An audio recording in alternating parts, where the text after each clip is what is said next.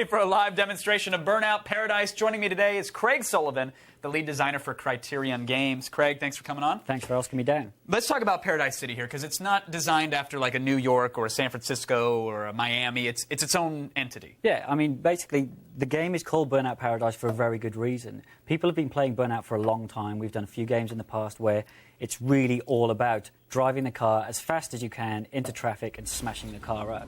So now that we get a chance to go open world and build a great, great city, then we're going to make that as good as we can for driving fast in traffic wherever you want to, drifting around corners and crashing the car anywhere in the world. And even getting vertical this time. I notice you're using a lot of actual aerial space. Yeah. There's ramps and buildings that you can even crash through. We're using a lot of height. The way we built and designed the world, we kind of said, if you can see it, you can drive it. So if you're downtown and you can see a mountain way out in the distance and you see a small road going around the outside of it, that's not just useless graphics. You can actually drive out to that and drive that road and then drive back as well. That's so good. And what I love is that you're not forced to bounce out to a menu and go through 30 different things to find how to get to a race to that road. It's open-ended. You can just hop in and race anywhere you want. Yeah, Burnout Paradise is all about my game at my pace. So you pay $50 for a game, you take it home, you put it in. We don't force you to do anything right from the off. We kind of say, go and have fun, drive the city, learn the city, find the game there, and just have as much fun as you can. Now, Craig, should we be worried? Because I've seen games do this in the past, and it's sort of like you hop in, you're at an intersection, you want to get to a race. That means you've got 20 minutes of driving to find the checkpoint that starts a particular mission. Are they laid out similar in Paradise to that? That's only a problem if you have the very sparse population of events in the world. Right. So every one of the 120 intersections in the world has an event. So you're pretty much 200 or 300 meters from any event at any time. So you're not driving around searching for stuff. So you find a red light, you stop, you initiate the event, and then you're off and you're going. Yeah, I mean, our inspiration for that was kind of thinking, if we went outside now and we wanted to start a race at a light, then we'd pull up, we'd probably look left and right, see who was there, then we'd spin our wheels. Of course, a legal street race. Yeah, I mean, you'd flash your high beams. We obviously don't do any of that stuff, particularly in the UK. Of course not. No, that would be terrible. Yeah. I've seen YouTube videos. You're lying through your teeth. That's fine. Let's talk about online, because you're racing, and then a friend calls you up and says, "Hey, let's play," or sends you a message. So then you got to back out to a menu. You have to select multiplayer. You have to create the server, set up the game mode, then invite your friends, then go in. Please tell me you fixed that. And then it fails, and then you have to come back out. Then you choose another one. Then you choose another one.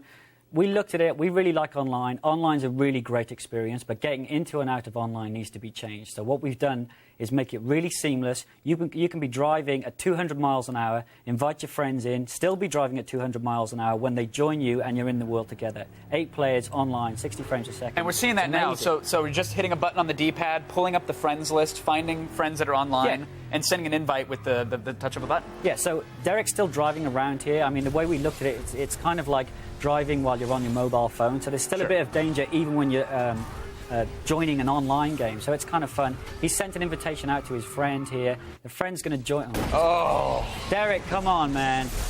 Ouch.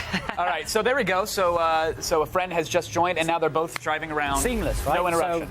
So, we really don't want to stop the action. It's better if you're driving around, and you could do this with 8 players, right? So we could have joined and there could be 8 players in the world. We're just demonstrating one other player at the moment.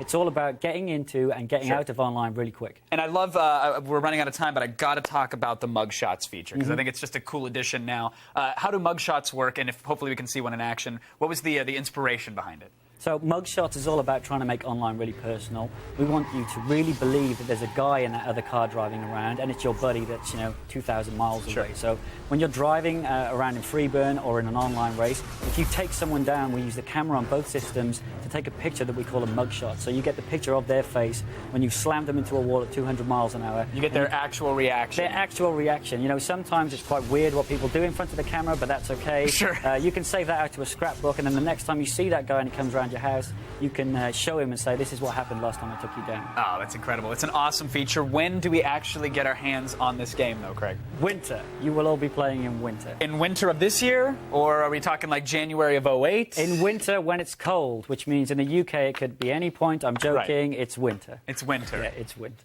Of 07. Winter. All right, Craig. Thank you so much for coming on. Thank you very much. Showing it off. The game looks fun. I think it's going to really just take the franchise to a new level. So cool. Thanks. We appreciate you sharing it. There you have it, folks. It's Burnout Paradise. It's coming to the Xbox 360 and the PlayStation 3 in winter.